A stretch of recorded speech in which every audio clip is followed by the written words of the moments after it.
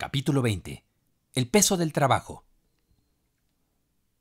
El señor Edley había hablado con más fervor del habitual y orado con aún mayor intensidad que de costumbre, pues la reciente comparecencia y el juicio venidero estaban vivos en su mente.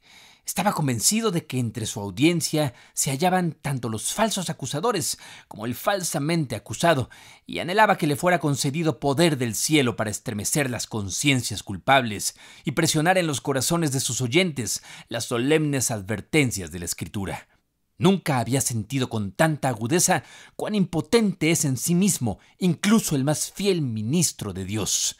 Si Belsasar, luego de contemplar con temblorosa maravilla las letras en la pared, pudo volver a su jolgorio y banquete, hasta que el brillo de las espadas y los gritos de combate anunciaran que la hora del juicio había llegado, ¿cómo podría esperar el pastor que sus débiles advertencias movieran a almas endurecidas en el pecado?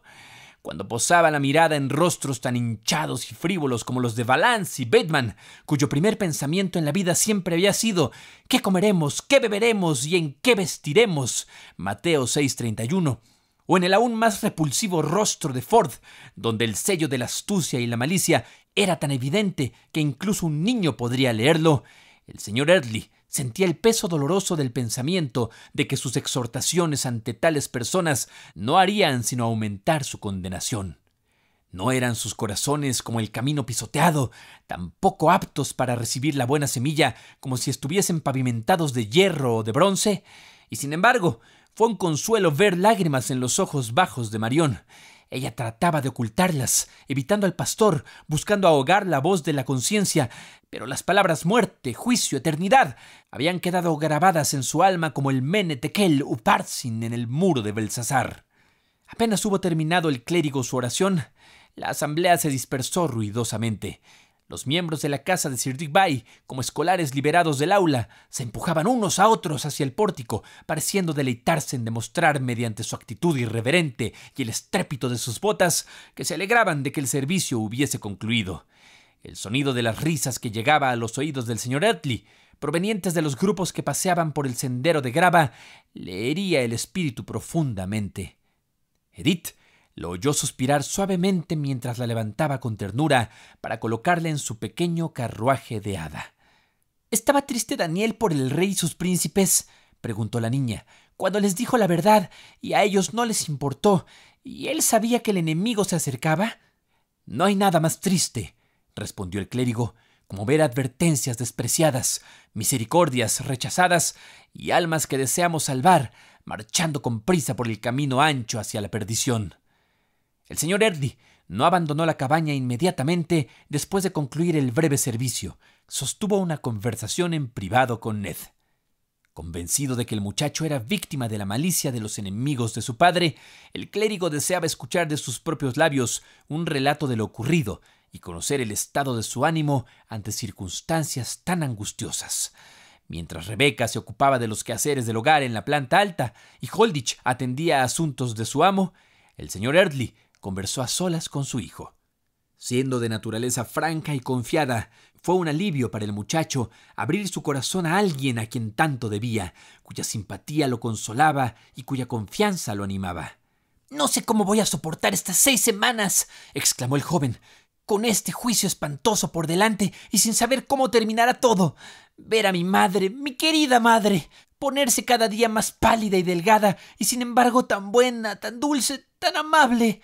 Oh», añadió Ned conmovido, «nunca había visto a mi madre como ahora, cuando todo parecía marchar bien aquí.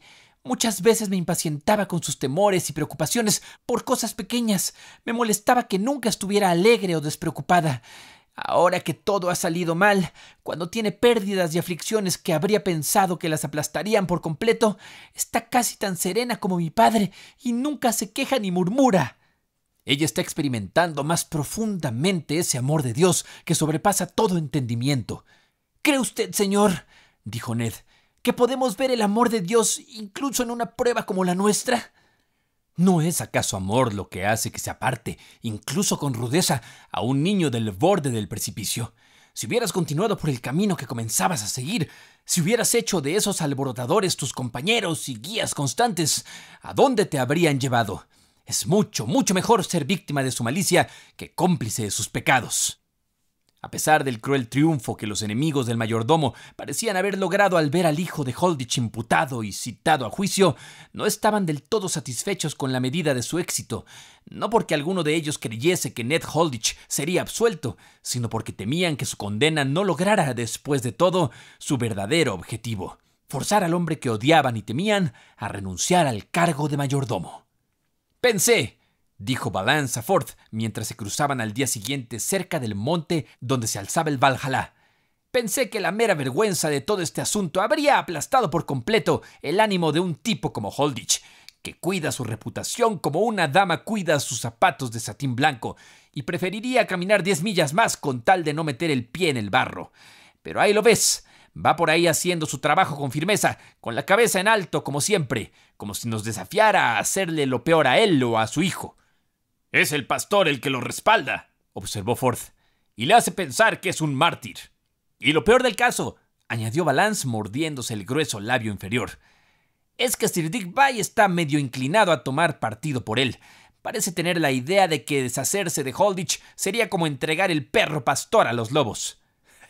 «No es mala idea después de todo», comentó Ford con una risa breve y áspera. «Si tan solo pudiéramos arruinar a Holditch ante su patrón», murmuró Valance. «¿No podemos inventar alguna historia contra él? Tú sabes, basta con lanzar suficiente lodo contra alguien y algo siempre se le queda pegado». «No se le pega nada a él», dijo Valance. «¿Acaso no lo he observado desde que llegó aquí, esperando encontrar algún defecto en su conducta? Pero nunca lo agarras desprevenido, siempre está trabajando y sabe lo que hace. Lleva sus cuentas tan exactas como un reloj de sol y es más cuidadoso con el dinero ajeno que un avaro con el propio». «Es un tonto por tanto esfuerzo», exclamó Ford. «Quizá no le resulte tan mal a la larga», replicó Valance. «Al menos si lo que dice el pastor es cierto».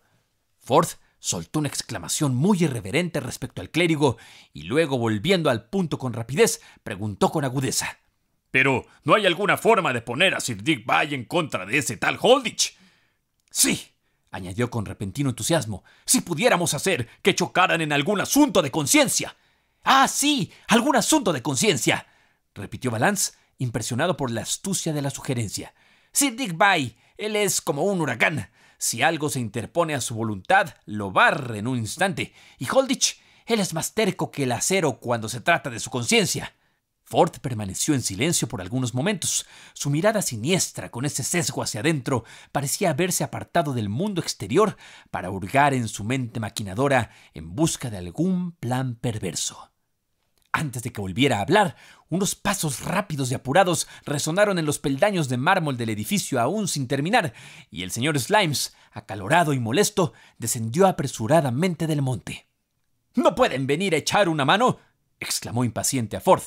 «Uno de los soportes salió podrido como yesca, y toda esa parte tendrá que rehacerse por completo. Y los invitados importantes ya convocados para el miércoles», murmuró Valance encogiéndose de hombros. «Sabía que nunca estaría listo a tiempo».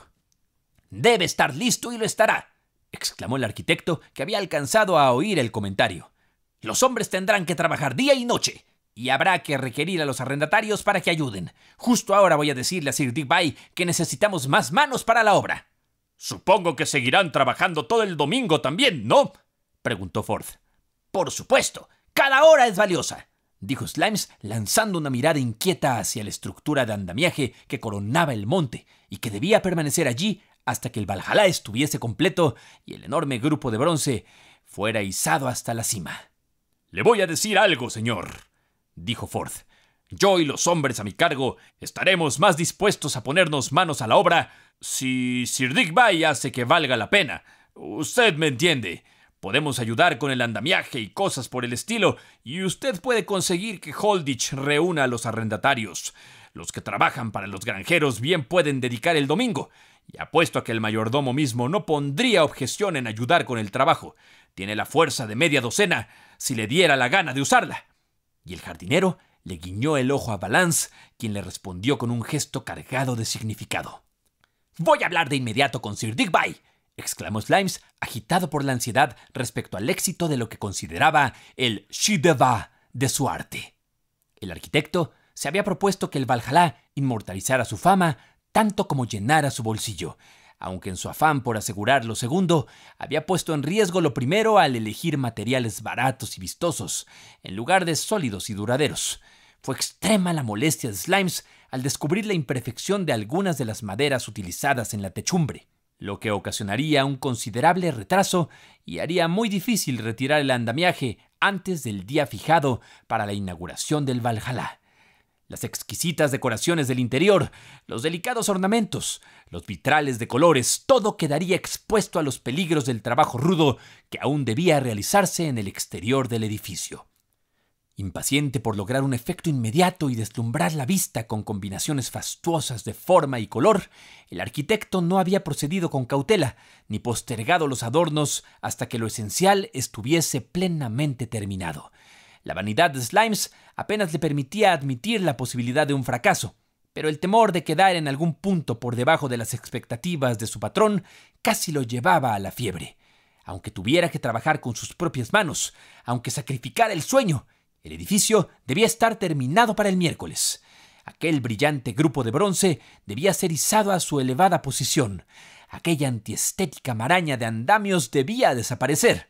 El Valhalla debía erguirse con toda su belleza de joya, coronando la colina cubierta de hierba, centro de atracción, tema de elogio, inspiración de artistas y poetas, albergando no solo la fama de todos los Strange, sino también la del arquitecto cuyo genio lo había concebido y cuya habilidad lo había completado.